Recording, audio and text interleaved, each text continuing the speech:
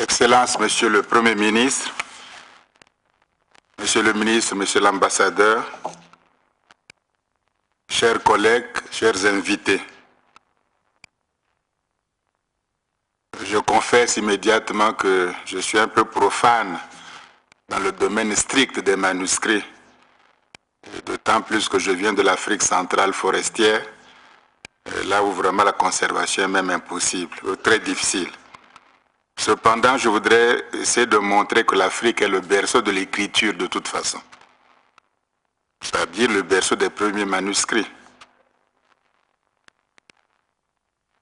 Excellence, au niveau de la pure constatation empirique des faits, on n'est pas beaucoup éloigné de la vérité en affirmant que toutes les conférences importantes organisées en Afrique sont rarement ou n'est pas.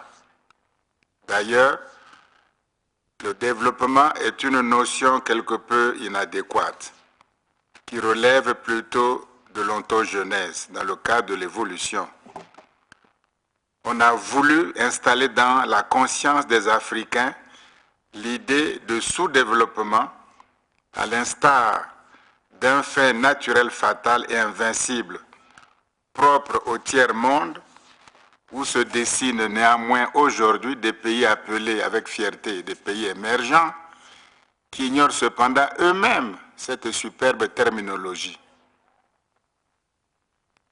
La sémantique géopolitique et géostratégique n'est pas neutre. Quoi qu'il en soit, il faut rendre hommage à la décision heureuse des organisateurs de cette conférence internationale sur la conservation des manuscrits anciens en Afrique, conférence panafricaine inédite due à l'incomparable talent du professeur Habib Sy. Le succès de cette conférence en est garanti par l'expérience et l'autorité scientifique de tant de savants, de tant d'intellectuels et de tant de leaders politiques africains à qui je m'empresse d'adresser nos sentiments de profonde estime et de haute considération. J'aborderai l'un après l'autre les points suivants: l'importance de l'écriture dans l'histoire humaine, le papyrus et le papier comme support universel de l'écriture, l'histoire de la route du papier de l'Asie en Occident, l'invention de l'écriture en Afrique et sa diffusion en Occident, car l'Afrique étant le berceau de l'humanité avec Lucie et les autres australopithèques, est aussi le berceau de la pensée de l'écriture.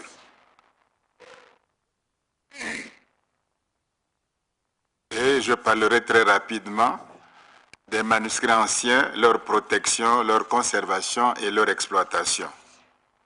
L'importance de l'écriture dans l'histoire humaine. Pour qu'il y ait des manuscrits, il faut des écritures, des systèmes graphiques.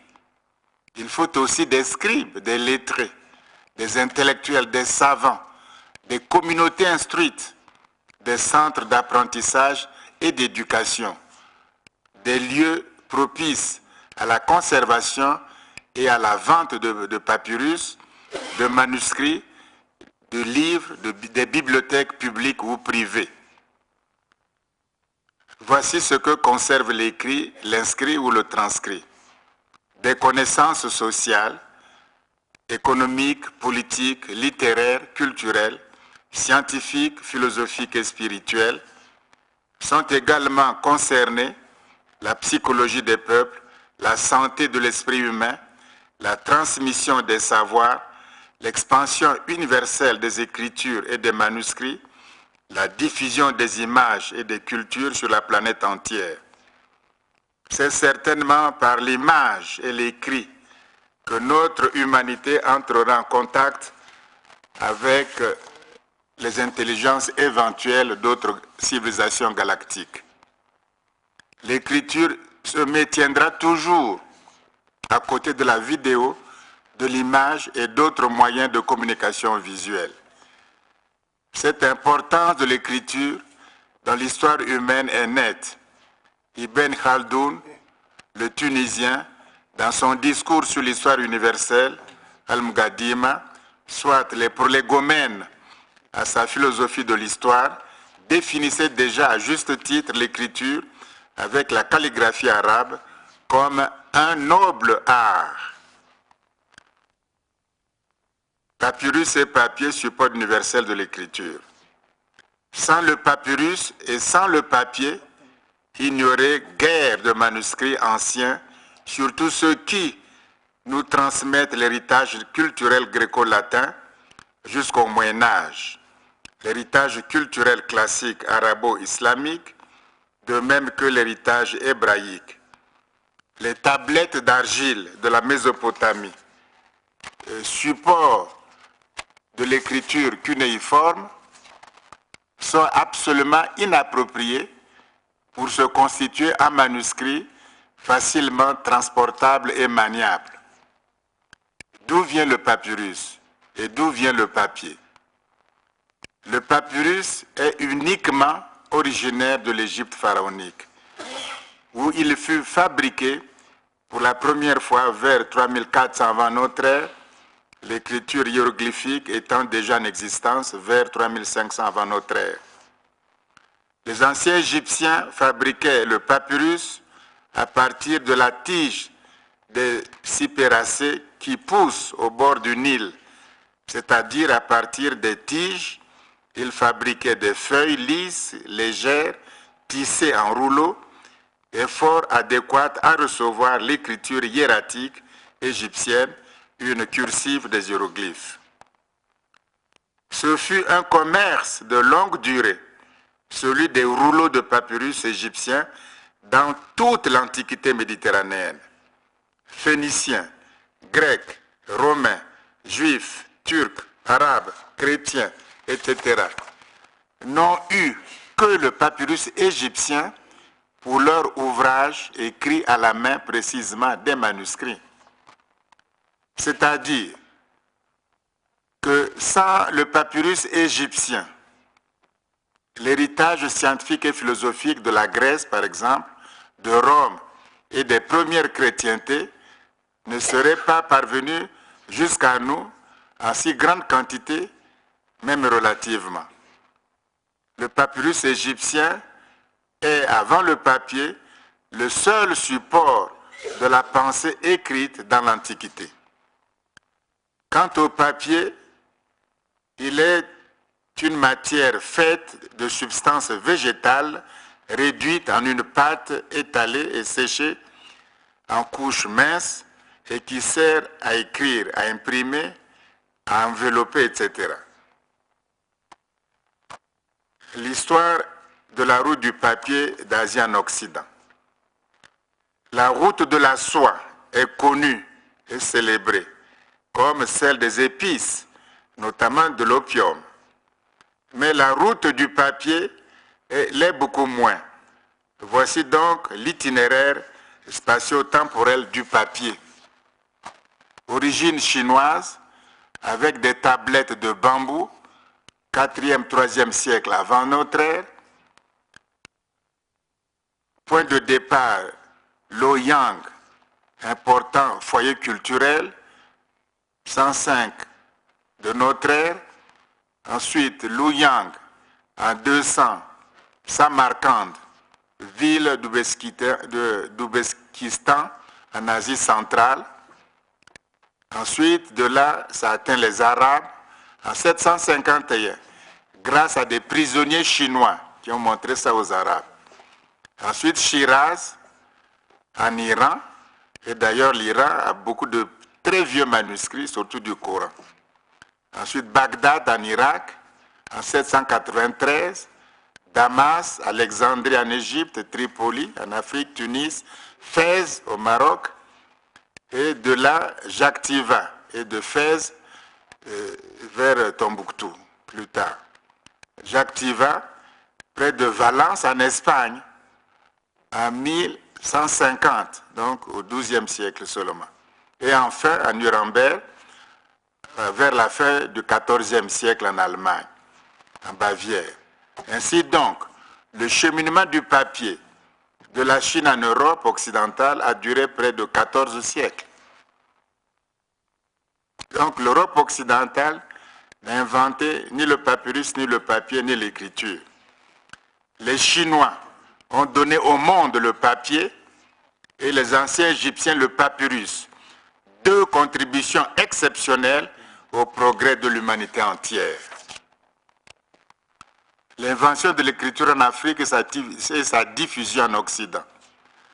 L'écriture, scriptura en latin, est la représentation des sons d'une langue par des signes graphiques conventionnels. Écriture et phonétique s'influencent réciproquement. L'écriture note la parole, c'est-à-dire sentiments et pensées des hommes en société pour les communiquer graphiquement et visuellement. Vers 3500 avant notre ère, les anciens Égyptiens avaient déjà inventé des signes appelés par les Grecs hiéroglyphes, pour noter les sons de leur langue nationale. Ils nommaient eux-mêmes leur langue par l'expression Medunetcher, c'est-à-dire mot de Dieu, donnant ainsi à penser que leur langue était un don divin et que l'était aussi, par le fait même, les signes de leur système graphique.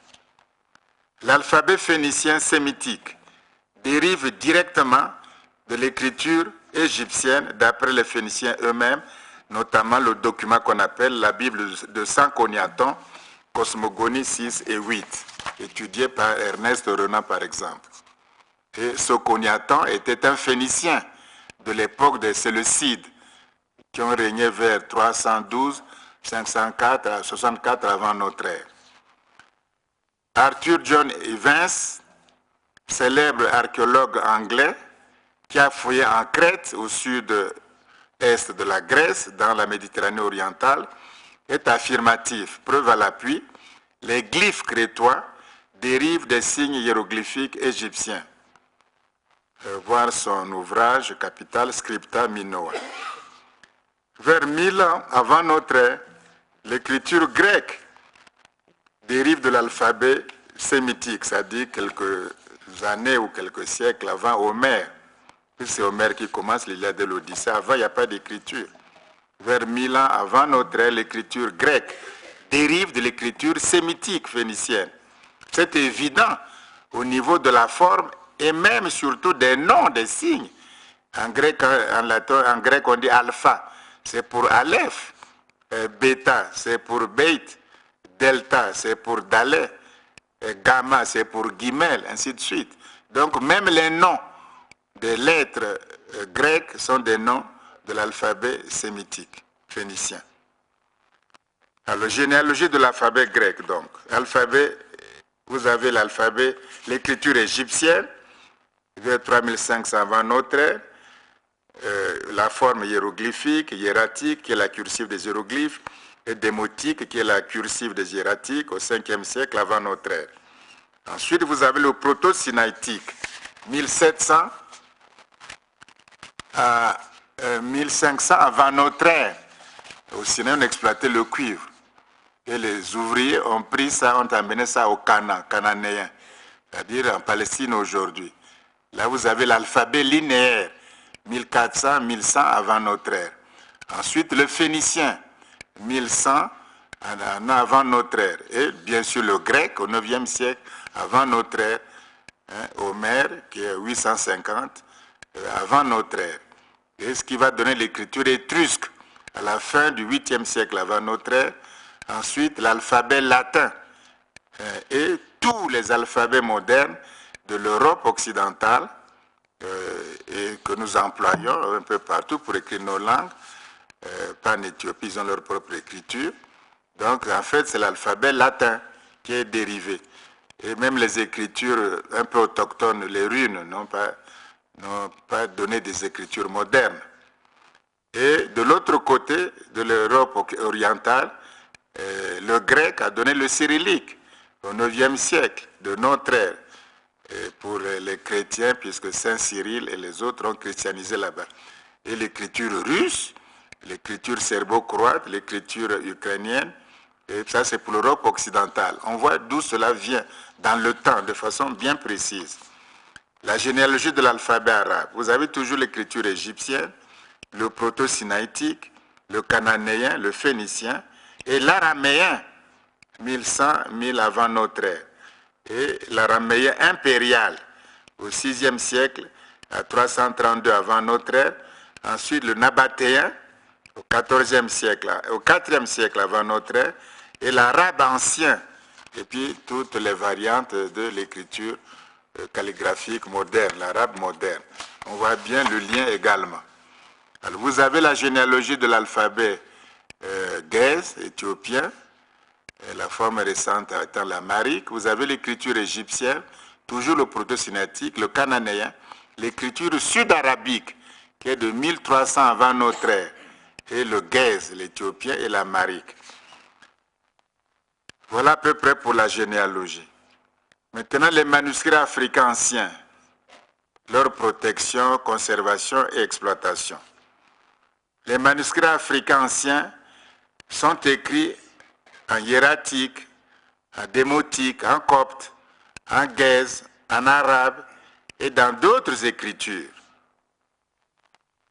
au Libéria, etc.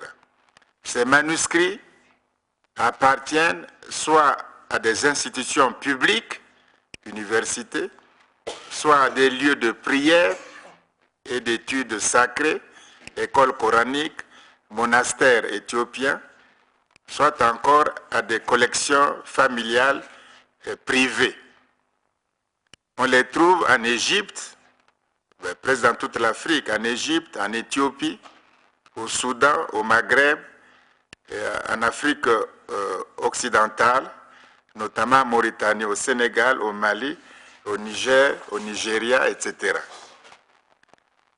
Il faudra des méthodes modernes d'archivage pour traiter ces manuscrits anciens, les protéger des intempéries et des pillages, et même des ventes un peu illicites, les conserver avec une extrême précaution. Il faut encourager et aider le travail qui se fait déjà dans des centres en Mauritanie et au Mali, par exemple. Les spécialistes qui se consacrent à ce travail d'érudition stricte méritent tous les encouragements des communautés africaines et du monde. Des manuscrits anciens africains existent aussi dans des écritures moins connues, telle l'écriture Bamoun au royaume de Njoya au Cameroun. L'exploitation de tous ces manuscrits, coptes, arabes, gèzes et Bamoun, pourrait fournir des renseignements inattendus sur l'histoire, la géographie, la pharmacopée, les sciences, la médecine, les techniques, les philosophies et les spiritualités de l'Afrique ancienne, de l'Afrique précoloniale. Il est urgent pour les Africains de s'éveiller à cette question qui concerne leur patrimoine intellectuel. En conclusion, l'Afrique a donné au monde le papyrus, soit le papier de l'Antiquité jusqu'au Moyen Âge. Je m'excuse. Il est aussi historiquement prouvé que toutes les écritures aujourd'hui utilisées au Proche-Orient et en Europe dérivent lointainement du système graphique pharaonique, car le système graphique cunéiforme n'est pas sorti de la Mésopotamie. L'immense richesse insoupçonnée des manuscrits africains anciens peut renouveler du tout au tout de nombreux domaines du savoir au bénéfice de l'Afrique et de l'humanité.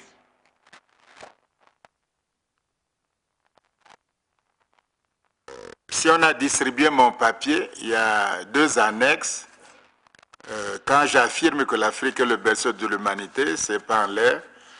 J'ai au moins le témoignage archéologique bien précis, c'est-à-dire j'ai fourni les premiers témoignages écrits dans l'histoire du monde, donc sur le continent, 3400 avant notre ère.